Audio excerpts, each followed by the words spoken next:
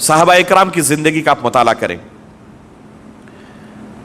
اللہ کے رسول صلی اللہ علیہ وسلم نے جب مکہ والوں کے درمیان اسلام کا پرچار شروع کیا تو جو لوگ اسلام قبول کرتے تھے وہ ہاتھ پر آگ کا انگارہ لینے کے مترادف تھا.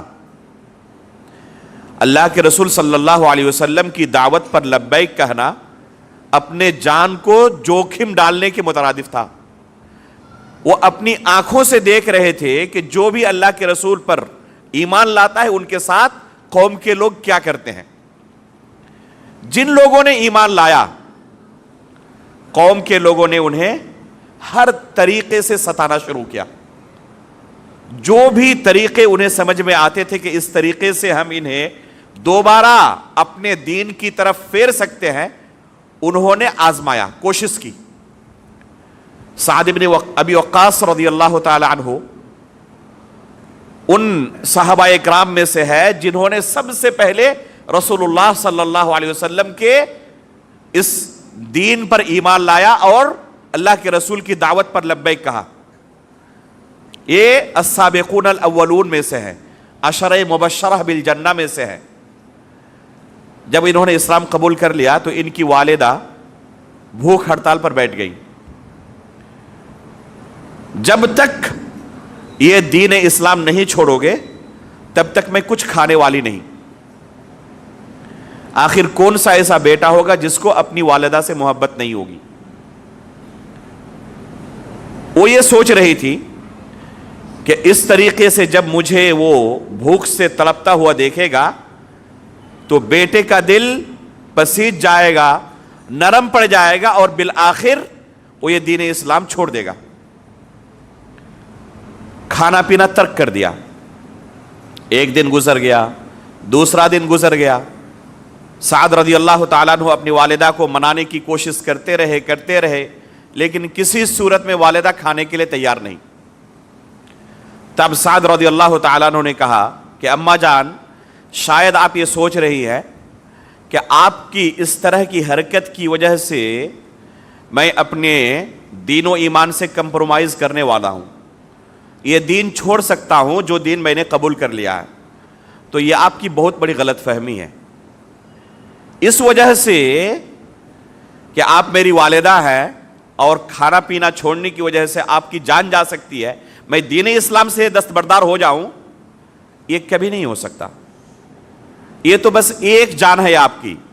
100 جانیں بھی اگر آپ کے پاس ہوتی اور 100 مرتبہ اس طرح سے میں اپنی آنکھوں کے سامنے دیکھتا کہ والدہ کی جان جا رہی ہے، مر رہی ہے، اس کے باوجود میں ٹس سے مس نہیں ہوتا. ممکن ہی نہیں ہے کہ جو دین میں نے قبول کر لیا ہے، جو نعمت مجھے مل چکی ہے، اس نعمت سے دستبردار ہونے کے بارے میں سوچ بھی سکوں. جب والدہ نے دیکھ لیا کہ کسی بھی صورت میں اپنے بیٹے کو دین سے پھیرنا اب ممکن نہیں ہے تو پھر اس نے اپنا ہتھ کنڈا بدل لیا. اے صحابہ اکرام ہر طرح کی مصیبتوں سے گزرے. جذباتی طور پر انہیں ٹارچر کیا گیا، جسمانی طور پر ٹارچر کیا گیا، مالی طور پر ٹارچر کیا گیا. تمام طرح کی مصیبتوں کو انہوں نے جھیل لیا، لیکن عقیدے و ایمان سے، دین اسلام سے کسی بھی صورت میں کمپرومائز کرنے کا انہوں نے سوچا بھی نہیں. ان کے دل میں خیال بھی پیدا نہیں ہوا کہ ان تمام لوگوں کو ناراض کر کے اپنے ہی والدین کو، رشتہ داروں کو، دوست و احباب کو، بیوی بچوں کو ناراض کر کے ہمیں کیا مل جائے گا. لیکن کبھی بھی نہیں. جو ایمان کی دولت مل چکی ہے اس سے دستبردار ہو جائے ممکن نہیں ہے. اور یہ ہر اس شخص کے ساتھ ہوگا جس کو اس توحید کی نعمت کا احساس ہو جائے گا کہ توحید کی نعمت جو ہمیں ملی ہوئی ہے یہ آخر کون سی نعمت ہے. دنیا کی نعمتوں کے پیچھے بھاگتے ہوئے آج ہم کتنے لوگوں کو دیکھ رہے ہیں کہ توحید کی نعمت سے دستبردار ہو رہے ہیں. اور دنیا کی نعمتوں کے حصول کے لیے دین اسلام ترک کر کے دوسرا دین قبول کر رہے ہیں. ایسے لوگوں کو اگر توحید کی نعمت کا پتہ ہوتا کہ یہ کتنی بڑی دولت ہے تو کبھی سوچ بھی نہیں سکتے تھے. اگر کسی شخص کو کہا جائے کہ آپ کو دنیا کی یہ نعمت دیں گے، یہ نعمت دیں گے، یہ نعمت دیں گے، بس اس کے بدلے آپ کو چھوٹا سا کام کرنا پڑے گا، وہ پوچھے کیا؟ تو بس اس کے بدلے ہم آپ کو گولی مار دیں گے، قبول کرے گا وہ؟ کہ آپ کو بس اپنی جان سے ہاتھ دھونا پڑے گا اور باقی ہم آپ کو بہت کچھ نواز دیں گے. وہ کہے گا کہ جب جان ہی چلی گئی تو ان تمام چیزوں کو لے کر میں کیا کروں گا؟ یہ تمام نعمتیں اگر جان چلی جائے تو میری زندگی کے اندر کوئی حیثیت رکھتی ہے؟ ان تمام نعمتوں کی کوئی قیمت نہیں. اگر مان لیں کہ آپ کسی بلڈنگ میں ہیں، آپ کو خبر ملے کہ اس بلڈنگ میں آگ لگ چکی ہے، اور چند سیکنڈوں کے اندر یا چند منٹوں کے اندر یہ آگ ہم تک بھی پہنچ جائے گی اور ہم بھی ہو سکتا ہے کہ اس آگ کے شکار ہو جائے. اس وقت ہر کوئی کیا کرے گا؟ کسی کشتی میں سوار ہے اور اسے خبر ملی کہ اب یہ کشتی ڈوبنے والی ہے، پلین میں ہے اور اسے احساس ہو جائے کہ یہ پلین اب کریش ہونے والا ہے.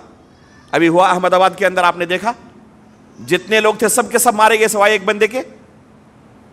اس وقت فرض کر لیں کہ آپ اس پلین کے اندر سوار ہو، آپ کی کیفیت کیا ہوگی؟ آپ پلین میں سفر کر رہے ہیں، بہت سارے اہم ڈاکومنٹس آپ کے پاس ہیں، روپیے پیسے ہوں گے، موبائل ہوگا، آئی پیڈ ہوگا، کمپیوٹر ہوگا، لیپ ٹاپ ہوگا، کیش ہوگا، پاسپورٹ ہوگا، بہت سارے اہم ڈاکومنٹس ہوں گے، بہت ساری چیزوں کے اہم چیزوں کے ساتھ آپ سفر کر رہے ہیں. اب آپ کو احساس ہوا کہ 1-2 منٹ کا وقت ہے بس میرے پاس، اور یہ پلان کسی بھی وقت کریش ہو سکتا ہے اور سب کے سب جل کے راکھ ہو جائیں گے. اس وقت آپ ان تمام چیزوں کو سمیٹنے کے لیے وقت ضائع کریں گے یا کسی طرح اپنے آپ کو بچانے کی کوشش کریں گے؟ ظاہر سی بات ہے کہ اگر عقل مند ہے، پاگل نہیں ہو گیا ہے، تو وہ تمام چیزوں کو چھوڑ کر کسی بھی طرح سے وہ کوشش کرے گا کہ اپنے آپ کو بچا لے.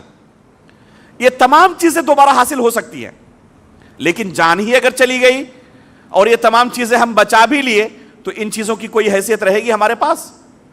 جان جانے کے بعد ان چیزوں کی کیا حیثیت ہے؟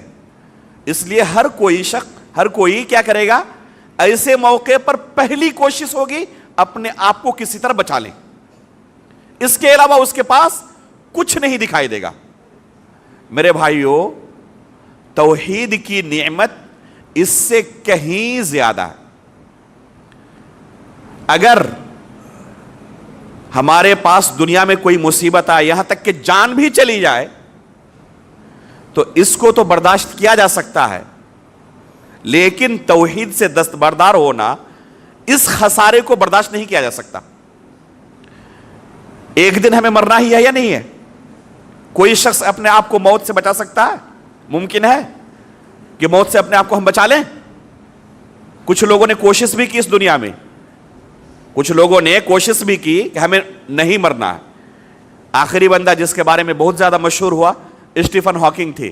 کورونا کے زمانے میں وفات ہوئی، بہت زیادہ مشہور ہوا اس وقت. یہ اسٹیفن ہاکنگ بہت بڑے سائنٹسٹ تھے.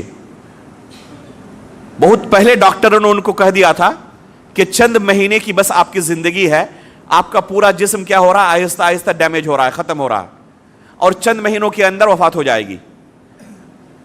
بڑا سائنٹسٹ تھا، اس نے عزم کر لیا کہ مجھے مرنا نہیں ہے.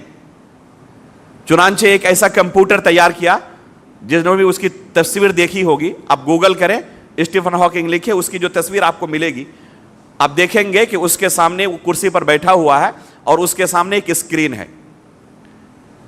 ایک ایسا کمپیوٹر تیار کیا تھا جس کمپیوٹر کو آنکھوں کے اشارے سے وہ آپریٹ کرتا تھا. پورا جسم شل پڑ چکا تھا، وہ کچھ نہیں کر پاتا، آنکھوں کے اشارے سے اس کمپیوٹر کو آپریٹ کرتا اور اپنی زندگی آگے بڑھا رہا تھا. اسے یہ گمان تھا کہ میں ایسی چیز ایجاد کر چکا ہوں کہ میں مروں گا نہیں، یہ کمپیوٹر مجھے ہمیشہ زندہ رکھے گا. لیکن بالآخر دنیا نے دیکھا کہ وہ بھی اس دنیا سے رخصت ہوا. حالانکہ اس طریقے سے ایک لمبی مدت تک زندگی ملی لیکن بالآخر مرنا پڑا.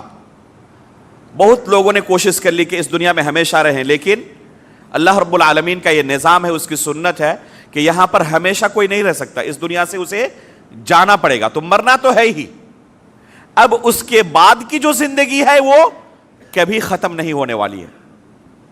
اب اس زندگی کو ہم تباہ و برباد کر دیں ان چند لبھاونی چیزوں کی وجہ سے، تو یہ عقل مندی نہیں ہوگی، یہ بیوقوفانہ عمل ہوگا.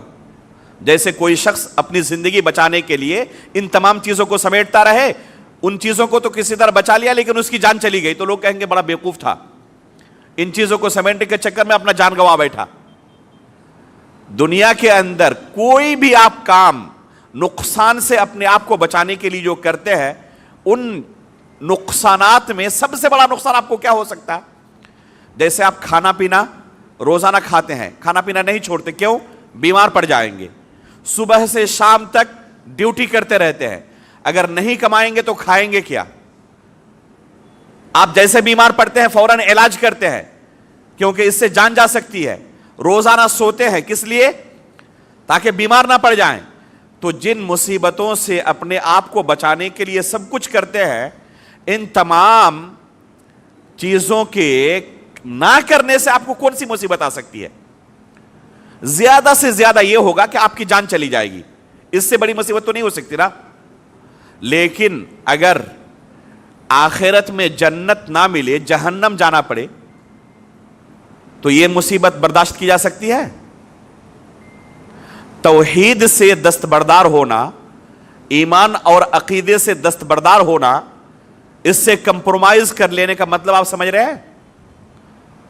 اس سے کمپرومائز کرنے کا اور دستبردار ہونے کا مطلب ہے کہ ہمیشہ کے لیے جہنم کی آگ میں جلنا قبول کر لیا ہم نے.